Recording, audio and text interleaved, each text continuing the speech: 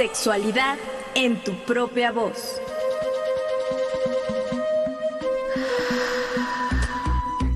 Historias, mitos y revolcones del pasado que resuenan en el presente.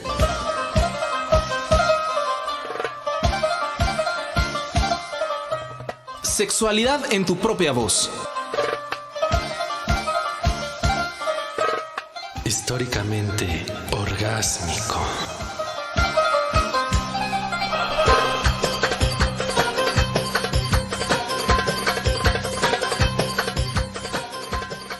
Buenas noches, sea usted bienvenido, bienvenida a Sexualidad en tu propia voz. Agradecemos su sintonía a través de las frecuencias de Radio Educación y de las plataformas digitales. Como cada jueves, nos da mucho gusto saludarle. Mi nombre es Edith Rojas y en la conducción me acompaña Juan Carlos Hernández Meijueiro, experto en historia de la sexualidad. Buenas noches, Juan Carlos. ¿Qué tal, querida Edith? Pues aquí saludándoles desde Querétaro. Y bueno, Juan Carlos, pues mira, vamos a hablar de los consorcios sexuales, cómo ha evolucionado, ¿no?, la sexualidad a lo largo del tiempo, qué hay detrás ahí hasta llegar a hablar de sexualidad en humanos. Y por eso está aquí Óscar Chávez Lanz, se los presento. Él es biólogo, sexólogo, ha impartido y coordinado varios cursos sobre biología y sexualidad. También ha participado en el radio, la televisión, ya sea como invitado o a cargo de programas. Por 30 años condujo el taller de sexualidad en el Museo del Chopo, Sex Shop. Con otros sexólogos y sexólogas fundaron el grupo interdisciplinario de sexología GIS-AC, y para unir al gremio sexológico promovieron la formación de organizaciones nacionales amplias dedicadas a la defensa de los derechos sexuales. Buenas noches, Óscar, bienvenido. Buenas noches, Edith, buenas noches, Juan. Y en la biografía te agradezco mucho la presentación, y yo quisiera nada más subrayar una cosa, porque generalmente no se nota a la hora de hacer la presentación, y es un poco feo que yo lo diga, pero si algo me he dedicado es a que la información llegue a la gente, aunque no tenga dinero, escasos recursos. Por eso fueron tantos años del Museo del Chopo, por eso hago tantas intervenciones en lugares en donde no me van a pagar, porque la dinámica es que la gente tiene que tener elementos para decidir, y esos elementos para decidir no pueden estar solamente en las personas que pueden pagar un curso. Igual Juan hace cursos, cobra a los que pueden pagar, y muchas veces yo he tomado todos prácticamente sin pagar un quinto. Entonces yo creo que ese es elemento solidario que hay que subrayar. Y no es porque yo critique a la gente que cobra por las cosas que hace, está perfectamente bien. Nada más que yo he tenido ese otro estilo, y por eso tantos años en el Museo del Chopo, porque eran 30 pesos por un curso de un semestre o algo así, los que se pagaban, 27 pesos. Que el dinero no sea un problema, sino la forma de construir lo que necesitamos hacer, el espacio para que se logre esta concientización. Gracias, querido Óscar, porque eso, por supuesto, yo lo aprendí de ti y de, entre otros, maestros y maestras. Pues estamos aquí en Sexualidad en tu propia voz, platicando con el maestro Óscar Chávez Lanz. Vamos a ir a un corte y volveremos a platicar sobre los consorcios sexuales. Siga con nosotros y nosotras. Le invitamos a que se comunique con nosotros a través de las redes sociales y también al WhatsApp de cabina 55 12 33 29 15. Ahora, como tú lo dices, Juan, vamos a escuchar una primera cápsula: aparición evolutiva de los mamíferos. ¿Sabías que nuestros primeros ancestros fueron unos animales muy parecidos a los reptiles?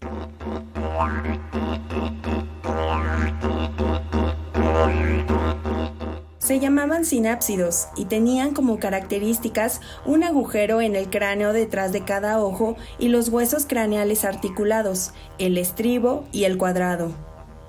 Este grupo se diferenció de su grupo hermano, los saurópsidos, hace aproximadamente 300 millones de años. Los saurópsidos dieron origen a los reptiles actuales, a las aves y a los dinosaurios. De esta manera, el linaje de los sinápsidos continuó evolucionando hasta que hace aproximadamente 205 millones de años aparecieron los primeros mamíferos. Estos fueron los mamaliaformes, animales similares en forma y tamaño a las musarañas de hoy, pero de hábitos nocturnos. Estos animales ya tenían pelo, glándulas mamarias y todas las características que nos unen a todos los mamíferos. Sin embargo, no había tantas especies como hay ahora. Tuvieron que pasar otros 140 millones de años y la extinción de los dinosaurios para que lograran la gran diversidad de formas y tamaños con la que ahora convivimos.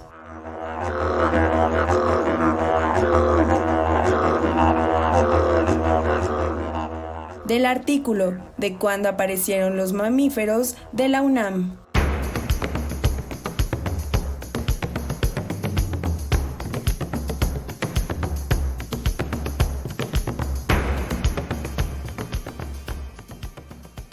Aquí con el maestro Óscar Chávez Lanz preguntándole, ¿los sinápsidos? Óscar, explícanos. Y los saurópsidos. Hace 200 millones de años se originó un grupo que es al que pertenecemos, es el grupo de los mamíferos. Bueno, por supuesto hay reproducción sexual mucho antes de eso, pero sí hay un rasgo anatómico en los mamíferos que es importante rescatar, insistir en que, si no exclusivo de los mamíferos, sí es característico y es el pene. Entonces, volviendo al tema y saliéndonos un poco del tema de los consorcios sexuales, porque es un poco antecedente a eso, pero en términos evolutivos, hay algunos eventos que marcan la evolución de la sexualidad y que inauguran nuevas formas en las que la reproducción sexual se da. Uno de esos es la aparición del ADN. Originalmente el ácido nucleico, el material hereditario es ARN, después aparece el ADN y ese es el objeto, digamos, de la reproducción sexual. Es muy preciado el ADN. Cuando se juntan dos células, aunque una se coma a la otra, el ADN lo rescata y lo usa. Ese es el origen de la reproducción sexual. Otro brinco muy importante, y me estoy brincando millones y millones de años, es la diferencia en la fecundación externa y la fecundación interna. En el mar, en cuerpos de agua grandes, en la tierra también, los pinos lo hacen, todas las gimnospermas lo hacen, pero se nota menos. Pero los gametos masculinos pueden viajar sin transportarse por nada y sin que se acerque el organismo macho al organismo hembra y llegar y juntarse fuera del cuerpo, los gametos masculinos y los femeninos, los óvulos y los espermatozoides, digamos, ¿no? Esa condición de fecundación externa permitió una gran diversificación en el planeta, porque la posibilidad de que todas las combinaciones genéticas en una población se den es altísima en la fecundación externa. Todos los óvulos se sueltan al agua, los espermatozoides igual, y todas las combinaciones, todas las revolturas son posibles. Ahí no hay papá ni mamá, ahí hay todos y todas. Entonces, esa dinámica potenció muchísimo la especiación en el mar. Y el siguiente paso, que es muy importante también en términos de la sexualidad, es el brinco a la fecundación interna. Porque si la fecundación es externa, pues las nuevas crías vieron la película Nemo seguramente, ¿no? Sí. Están los pescaditos ahí y luego llega uno y ¡pum! Se come a todos menos a uno, ¿no? Bueno, ese es el hecho con la fecundación externa. Todo está disponible, están todos juntos ahí los huevitos o los recién nacidos y llega un depredador y se come todo. Entonces, la fecundación interna, que inicialmente es como un error en la fecundación externa, pero así es la evolución biológica a partir de errores que después se establecen y que se desarrollan.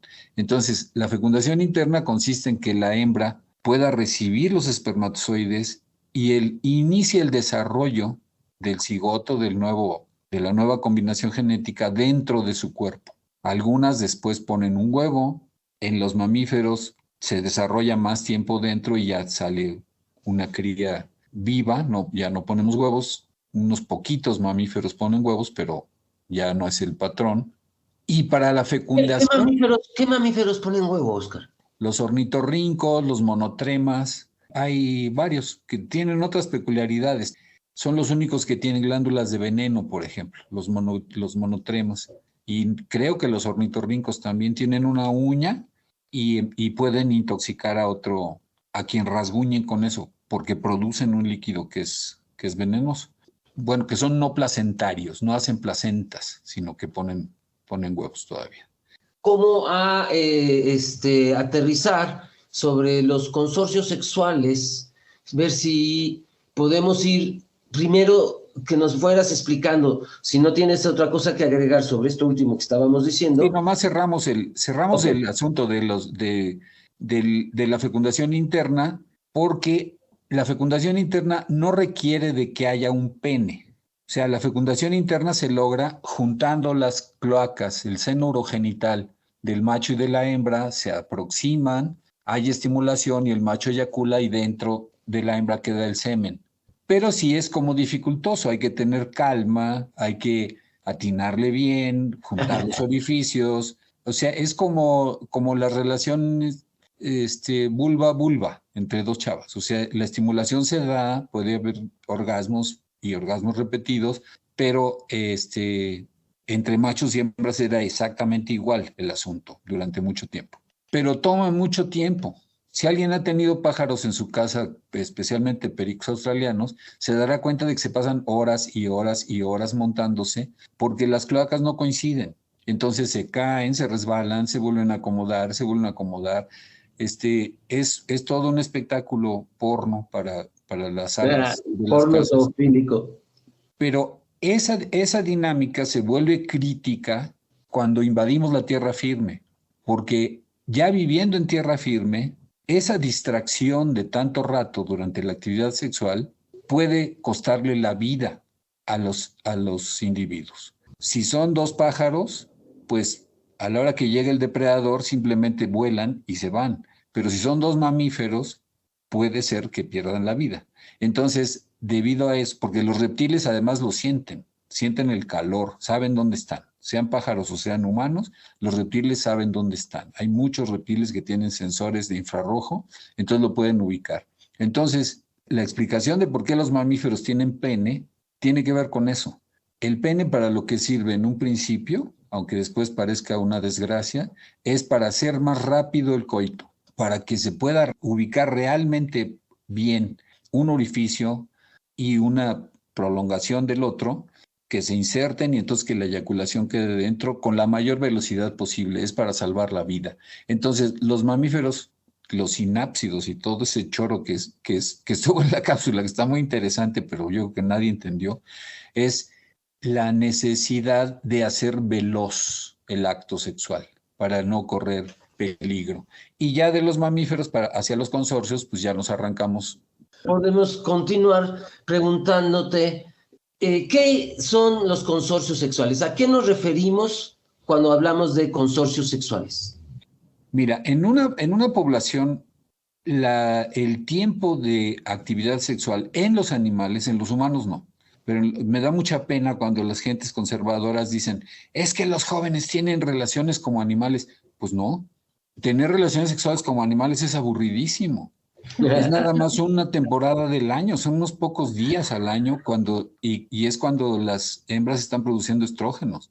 En realidad, tener mucha actividad sexual es un rasgo humano, es un rasgo que nos diferencia de los restos de los animales, no es un acto bajo, primitivo. Bueno, entonces, durante ese periodo en el que hay estro, hay distintas formas en que los machos y las hembras se organizan. A eso es a lo que se refiere el término consorcios. Hay especies en donde se aparean.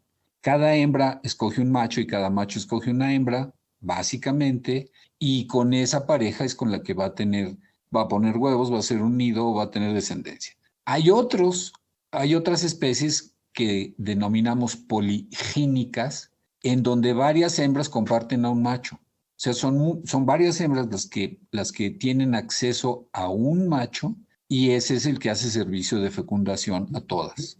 El que parece simétricamente opuesto es la poliandria, en donde cuando una hembra tiene ganas, se echa a todos los vecinos, a todos los machos que quiere, y las otras esperan. Y a los 15 días es otra, la que se tira a todos los machos, etc. Y finalmente hay otras formas de apareamiento que no tienen este orden y entonces pues eso lo llamamos poligamia asimétrica, pero bueno, de ese no tiene A ver, mucho que ver con nosotros. Para ver si ya te entendí bien. Hay unas formas de organización entre animales donde un macho comparte muchas hembras. Otra donde al revés, Así es. una hembra cada 15 días comparte a todos los machos. Ajá. Así es. Y también hay especies monógamas. También hay especies en donde cada macho y cada hembra solo tienen una pareja. Es muy común y me molesta, no solo por la semántica, que se confunda poliginia con poligamia. Ajá. Poligamia quiere decir que tiene muchas parejas. Así Gamos en biología significa el apareamiento, los gametos, pero bueno, se confunde sonoramente. Sí, Poliginia claro. es muchas hembras, poliandria es muchos machos. Y poligamia, muchas parejas indistintamente. Indistintamente. Y me refiero a la biología porque en términos sociales la gamia se refiere a otra cosa, se refiere a una unión sancionada por alguna institución social, aunque sea el grupo de amigos o la religión o la ley. Esas son las gamias en términos de parejas humanas. Pues muy bien, ahí dejamos por lo pronto esta sección, este tema. Vamos a ir a un corte y volvemos.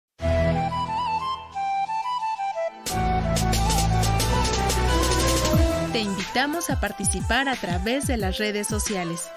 Facebook, Sexprovoz Oficial. Instagram, Sexprovoz.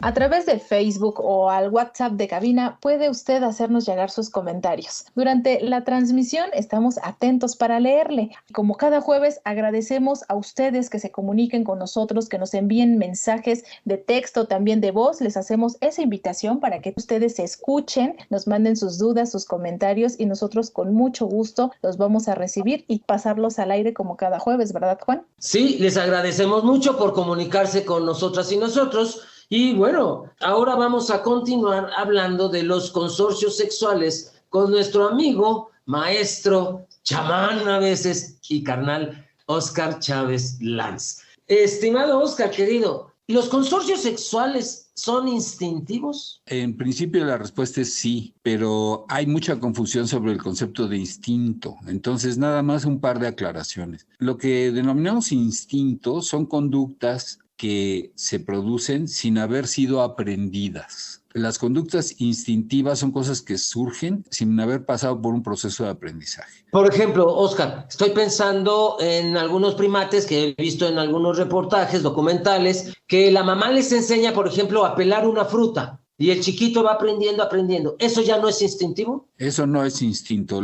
eso es precisamente una conducta aprendida. Es un aprendizaje que se establece y toda la tribu sigue haciendo eso durante tiempo. Aunque se repita generación tras generación, idéntico.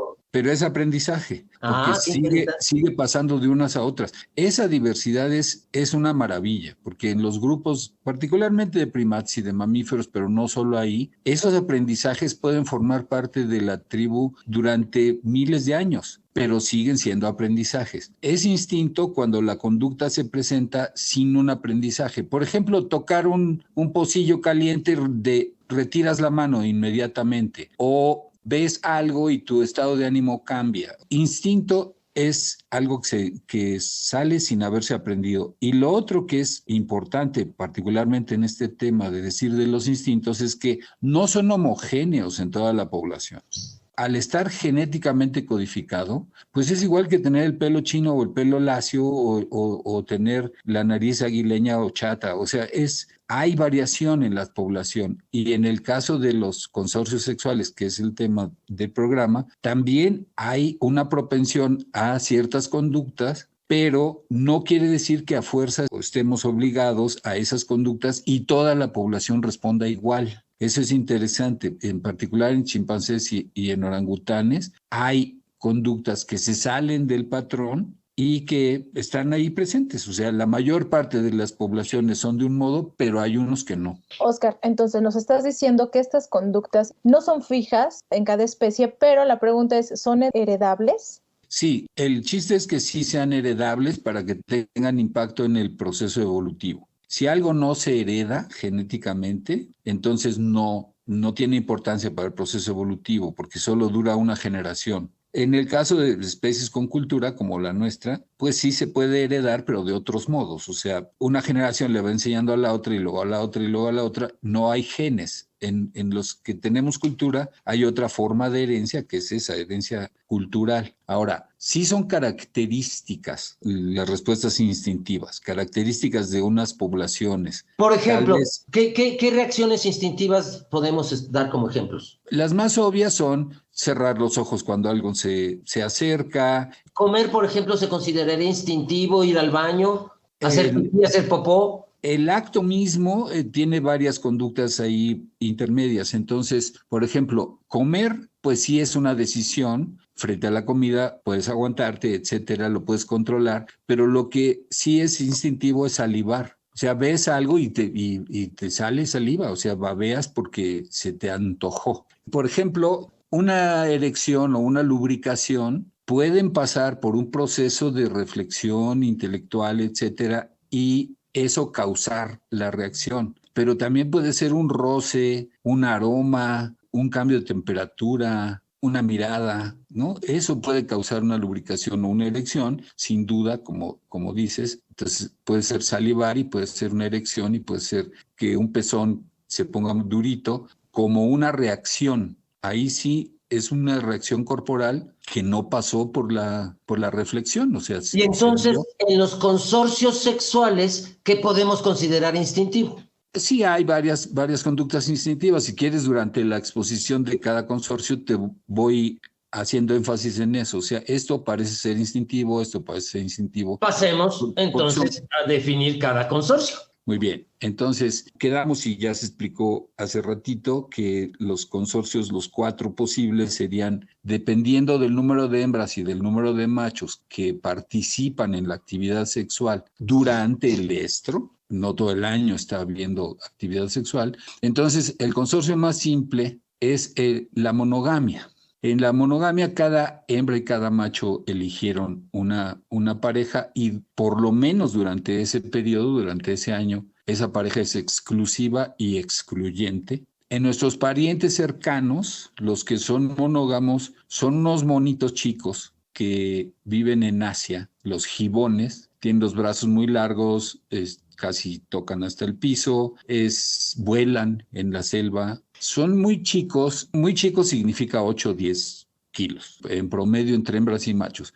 Ese tamaño les permite vivir en los cuartos de azotea, hasta arriba en la selva, en donde ya pega el sol, en las copas de los árboles, pero en la parte de más arriba de las copas de los árboles, donde otros animales grandes no llegan. Eso puede ser interesante, o sea, un tigre o una boa o un animal pesado no alcanza a llegar hasta allá. Entonces es una zona, digamos, segura para vivir. Yo creo que son hembras las que eligen los territorios y los defienden, pero viven por parejas. En algún grupo de copas de árboles, ahí vive una pareja, no viven otros. Entonces decimos que en la naturaleza sí se encuentra en forma salvaje la monogamia, al menos periódica. En el caso de los gibones es de por vida. Bueno, en general es de por vida. Donde está la duda, mi duda, es en las aves, porque el 70% de las aves dicen son monógamas. Sí tiene sentido la afirmación, pero no sabemos si un año tras otro con la misma pareja. En el caso de nuestros parientes de estos monitos, sí es cada año, es la misma pareja. Los viudos y las viudas en la monogamia no se reproducen. Eso sí hay que subrayarlo. En la monogamia verdadera biológica, la monogamia es de por vida. Los viudos y las viudas se quedan vendiendo agua. Ok, entonces tenemos que dentro de los consorcios sexuales hay también parejas monógamas dentro de estos bonobos, ¿no? Y nos va a seguir platicando el maestro Oscar Chávez Lanz que otro tipo de consorcios sexuales existen ahora que volvamos de una pausa, ¿cierto, Edith? Así es, Juan, vamos con una primera explicación, todavía nos faltan unos más para que nuestros radioescuchas conozcan de qué estamos hablando consorcios sexuales, porque llega a confundirse. De hecho, quienes hacen búsquedas sobre consorcios sexuales no les va a aparecer absolutamente nada de esta información que les estamos brindando en este programa de Sexualidad en tu propia voz. Ahora es momento de que escuchemos una segunda cápsula en la cual vamos a conocer la aparición evolutiva de los mamíferos.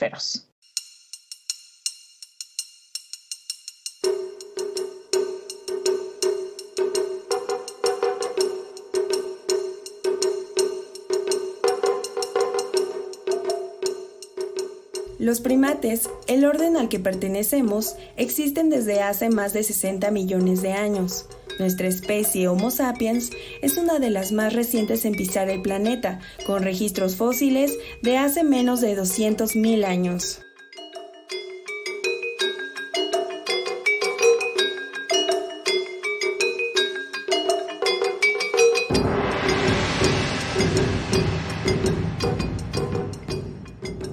Los chimpancés son primates homínidos, junto con los orangutanes, los gorilas, los bonobos y los humanos. Estas 5 especies de primates son conocidos como grandes simios. Todos estos simios tienen pelo, por lo general de color marrón oscuro o claro, negro, gris o rojizo. Tienen brazos largos y patas más cortas. Los gorilas, orangutanes y chimpancés suelen tener brazos fuertes y tórax ancho. Los bonobos son más delgados. Los simios se reproducen de forma similar a los seres humanos. Las hembras, por lo general, dan a luz a una sola cría luego de un embarazo de 7 a 9 meses. Los embarazos múltiples no son comunes. Durante los primeros meses de vida, las crías son prácticamente indefensas y los adultos pueden cuidar a sus crías durante años.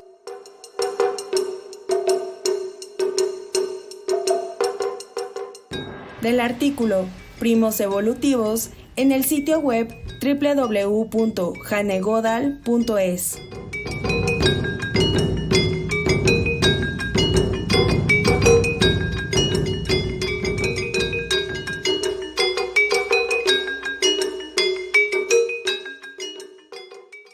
Acabamos de escuchar esta cápsula que nos menciona características de los primates. Oscar, ¿qué nos dices de lo que acabamos de escuchar para que nuestro auditorio también lo entienda? Las crías indefensas, una sola cría por camada, esos son rasgos de todo el paquete de gibones, orangutanes, gorilas, chimpancés y nosotros. Pero no son 5 especies, son como 5 paquetes de especies. De los gibones ha de haber como 15 especies. De orangutanes vivos hay por lo menos 2 especies. Si seguimos comiendo Nutella se van a seguir extinguiendo. De gorilas hay 2 o 3 y de los chimpancés, que son nuestros hermanitos, nuestros primos más cercanos, por lo menos hay chimpancés y bonobos y nosotros. Desde Linneo, él sí creía que nosotros estábamos ahí muy cerca y nos puso en el mismo género. Pero de la indefensión de las crías hay que subrayar que los más indefensos son los humanos. Los que más dependen de los cuidados de los adultos son los humanos. El grupo social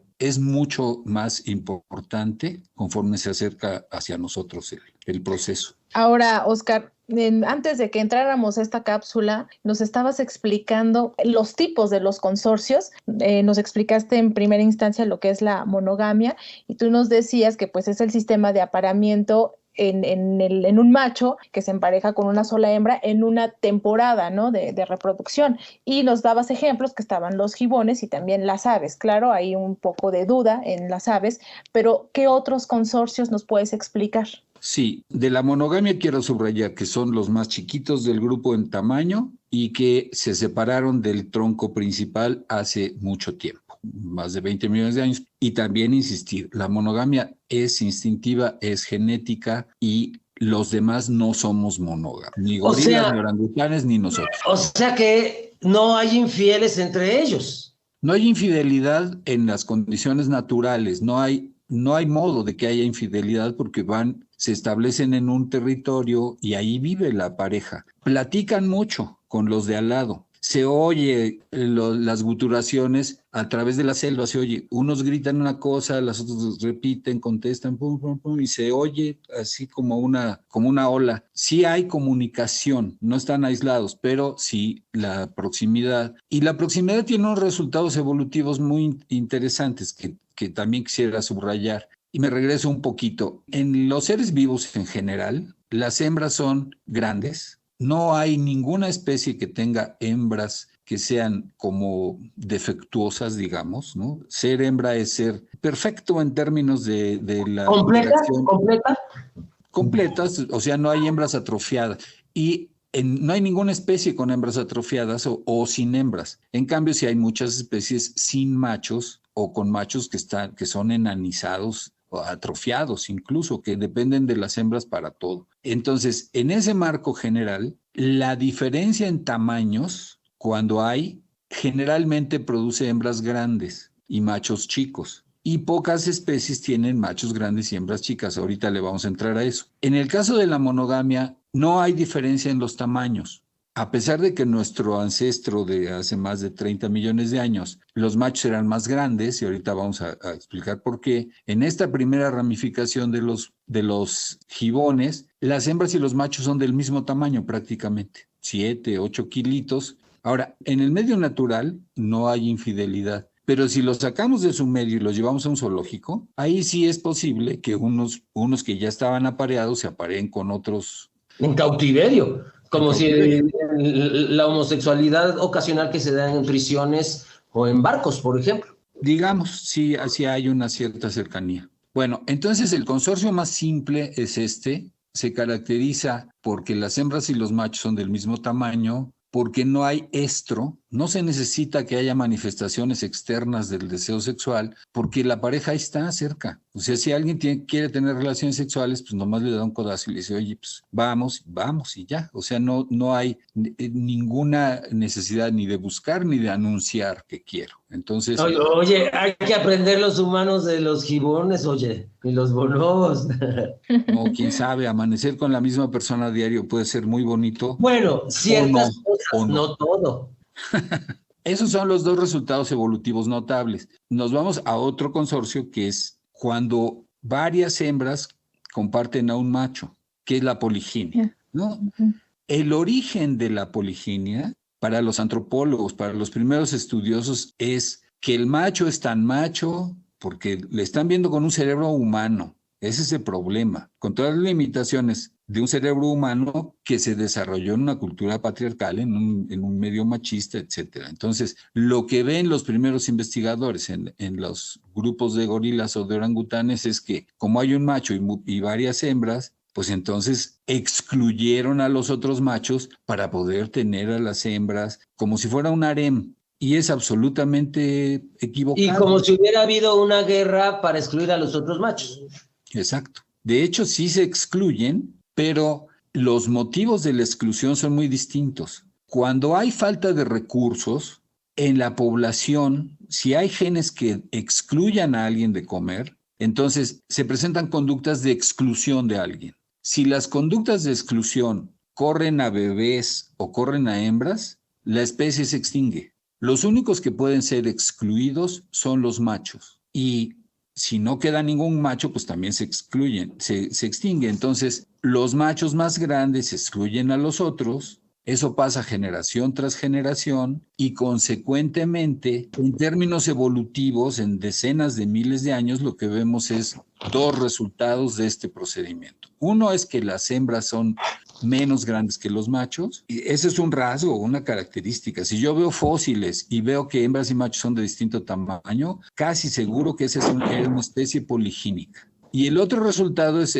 un resultado evolutivo a muy largo plazo, que es lo que llamamos gigantismo. Los machos grandes no solo tienen hijos, también tienen hijas y también son más grandes que las otras hembras. Esto ocurre cada generación. Entonces, a partir de fósiles de hace mucho tiempo, que son pues chicos, lo que vemos es que pasa el tiempo y son más grandes, más grandes, más grandes, como ocurre con los gorilas y los orangutanes, que son los gigantes de nuestro paquete. Pero esa dinámica solo se presenta cuando hay poliginia. Y es rara, solo es el 3% de las especies en donde hay diferencias entre machos y hembras. Entonces, no es por agandallarse a las hembras, es porque hay un recurso que falta y entonces los machos que quedan son unos pocos y por eso los machos hacen el servicio de fertilización a todas las hembras, pero no es porque se estén peleando. De hecho, hay reportes de el macho dominante en grupos de gorilas, porque ahí sí es prudente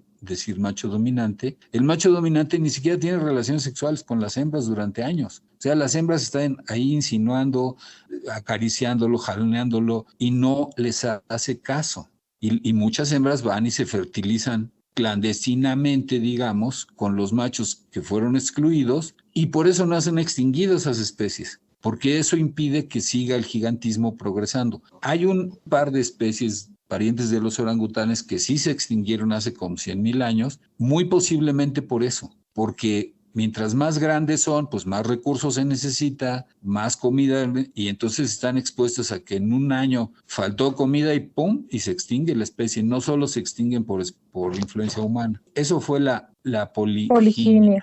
Uh-huh.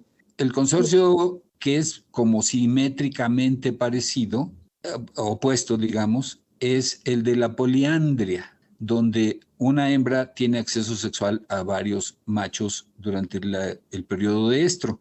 Hay que señalar unas diferencias entre la poliandria y la poliginia, porque sí, en automático parece, pues es lo mismo, pero al revés. Pues no, porque en el caso de la poliginia, gorilas y orangutanes y otros, sí hay exclusión genética de los machos más chiquitos. O sea, sí los corren del grupo y entonces ya no se reproducen.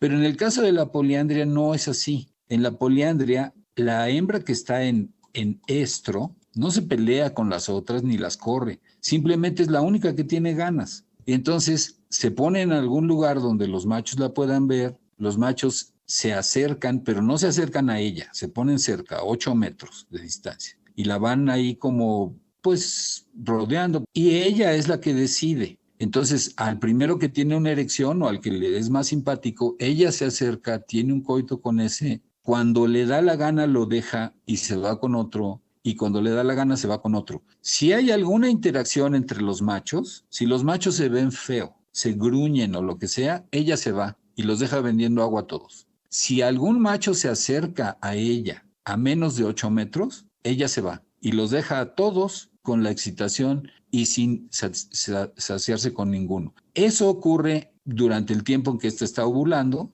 se fertilice o no, casi siempre se fertiliza, pero a los 15 días es otra hembra la que está ovulando y otra hembra la que pasa por este proceso, y luego otra y luego otra. O sea, el resultado final de la poliandria es que prácticamente todos los machos fértiles están a disposición de todas las hembras y finalmente eso es mucho más interesante en términos evolutivos porque la diversidad genética es mucho mayor. En el caso de la poliginia, como son solo los machos más grandes los que se reproducen, pues se va haciendo como estereotipada la evolución y producen machos grandes y gigantismo. En el caso de la poliandria, los dos resultados evolutivos, podríamos preguntar qué opinan y eso, pero pues ahí van, porque es obvio lo que va a ocurrir. Uno es que sí es necesario que el estro se vea de lejos, porque la hembra que está fértil y quiere tener parejas, pues se tiene que anunciar. Entonces, en las especies poliándricas, los labios menores de las hembras crecen mucho. Se nota a 4 kilómetros de distancia, puedes ver el color de los labios menores de las hembras, que son muy atractivos, y entonces los machos se van acercando por esas señales que son a una distancia muy grande. Entonces, en las hembras, lo que ocurre es varias cosas, pero una de ellas es que el estro se nota. Otra cosa que es indispensable para que funcione la poliandria es que no estén sincronizadas las hembras. O sea, ovula una y ninguna de las otras, y luego ovula otra y ninguna de las otras. Entonces, la atracción sexual se va turnando. Eso también es muy interesante. Y si imaginamos de quién van a ser los hijos en términos de los machos, pues Parece porno, pero pues ni modo. Lo que hay que imaginar es que dentro de la vagina de esa hembra hay semen de 6 o de 7 machos simultáneamente. Puede ser bonito o puede ser feo, eso ya es cuestión de gustos, pero el asunto es que de cuál van a ser la descendencia. Y la respuesta obvia es, pues del que puso más espermatozoides. Hay otra manifestación de la competencia espermática. Si puedo sacar el semen de los otros machos y dejar solo el mío, pues entonces también tiene ciertas ventajas y a lo mejor el glande tiene esa forma porque puede funcionar para eso durante el coito. La forma así como casco hace, al introducirlo y sacarlo, va sacando el semen anterior y va dejando solo el suyo. Pero bueno, estamos hablando ahorita de chimpancés y el resultado evolutivo es en ellas que se nota el estro, en ellas que no se sincronizan sus ovulaciones y en ellos que tienen los testículos muy grandes, porque en los testículos es donde se producen los espermatozoides. Entonces, eso es característico. Si en una especie los testículos son mucho más grandes que en otras especies de su mismo género, podemos saber, sin verlos nunca tener actividad sexual, que esa es una especie poliándrica. Y en el caso de nuestro grupo de gorilas, orangutanes, chimpancés y nosotros, incluyendo los gibones, si pesamos los testículos y pesamos el cuerpo, los testículos de chimpancé pesan 5 veces más que el promedio de los otros. O sea, son de nuestro mismo tamaño, pero sus testículos pesan muchísimo más, son enormes. Lo otro que es muy notable en este grupo, que son nuestros hermanos, es que las hembras no se pelean con las otras hembras y los machos no se pelean entre ellos tampoco. O sea, los grupos de poliándricos son grupos muy grandes y también tiene que ver más con el recurso que con el asunto ahí fraternal, y es que compartimos y comparten a los machos. No es ese el espíritu. Algo que ocurrió evolutivamente, que es determinante, es un cambio en la dieta. La dieta de los gorilas, orangutanes, gibones, es de plantas. Todos son herbívoros. Pero la ramificación hacia chimpancés y nosotros empieza a comer proteínas animales. Insectos, cadáveres, carne de otros mamíferos, a lo mejor carne también de la misma especie, eso no puedo garantizar que no sea así, pero es un recurso que está distribuido muy distinto en el medio. Hierba, uno ve verde y hay un montón de hierba, pero para encontrar un hormiguero, un termitero o un cadáver, se requiere que sean grupos muy grandes, las tribus son grandes, van peinando la zona, como dicen los policías, y entonces van avanzando, se encuentran un cadáver, hacen una señal, todos llegan, comen carne, se vuelven a distribuir, siguen avanzando.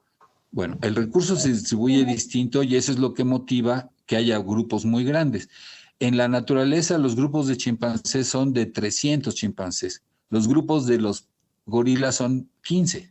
Es una diferencia enorme. Entonces podemos también concluir, Oscar, o corrígenos también, quiere decir que la conducta humana se puede determinar por la historia evolutiva, con esto último que nos estás diciendo.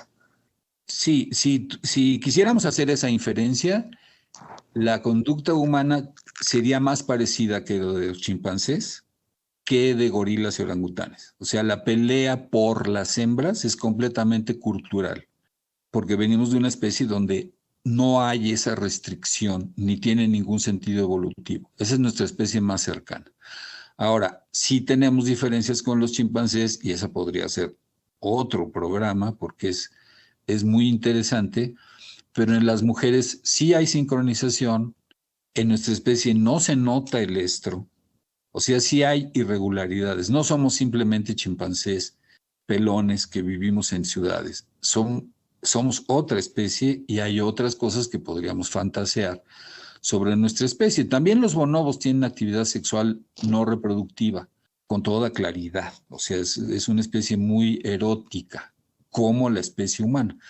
Pero de todo el paquete y de los mamíferos en general, la especie que más actividad no reproductiva tiene son los humanos. El motor para la actividad humana es el placer, posiblemente el vínculo social, pero es también el placer del vínculo, la certeza que da el vínculo, etcétera, pero no es la posibilidad de tener descendencia. Eso lo garantiza más bien el grupo social y no tanto la actividad sexual. Muchísimas gracias, querido Óscar. Tenemos que terminar ahora. Y bueno, por lo pronto nos quedamos con toda esta cátedra sobre cómo ha ido la evolución y pues a partir de los primates estos consorcios sexuales se fueron desarrollando. Muchísimas gracias, querido Óscar. El corolario inmediato es, quisiera que fantaseáramos qué ocurre si en una especie que es poliándrica, o sea, donde las parejas sexuales no están restringidas, la obligamos a ser monógama. ¿Qué pasaría en las hembras? Pues si están habituadas a que cada hembra que quiere tiene 6 o 7 parejas en el mismo día y la obligamos a ser monógama, pues hay un problema que se va a presentar que se llama anorgasmia. Y si tenemos a un macho que era parte de los 7 o 8 machos que tuvieron relaciones, no tiene la obligación de producir los orgasmos en ella. Pero si lo obligamos a que tenga él solo que tener la responsabilidad de los orgasmos de su pareja, pues entonces lo que va a ver es que va a sentir que eyacula antes de lo que debe. Claro. Entonces, las dos disfunciones sexuales más importantes en los humanos tienen que ver con que somos una especie posiblemente en su origen poliándrica, a la que estamos obligando culturalmente a ser monógama. Eso es casi cierto. Y muchísimas gracias por ese corolario. Sí, y buena reflexión para que entendamos también nuestro disfrute sexual, ¿no?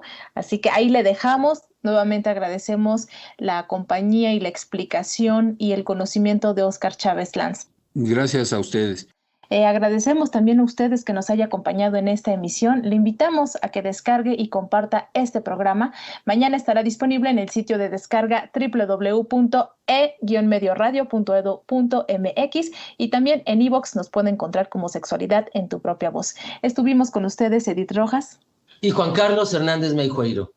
Nos escuchamos la próxima semana. Buenas noches.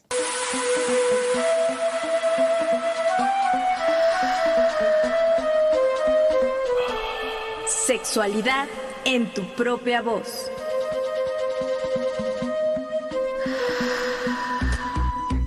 Historias, mitos y revolcones del pasado que resuenan en el presente.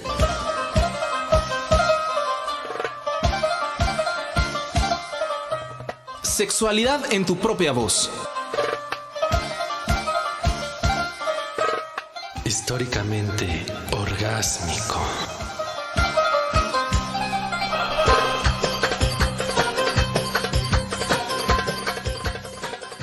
En este programa participamos Luis Luna, Alejandra Montes de Oca, Óscar Solís, Saraí Pérez y Daniel Hernández. Esta es una producción de Graciela Ramírez para Radio Educación.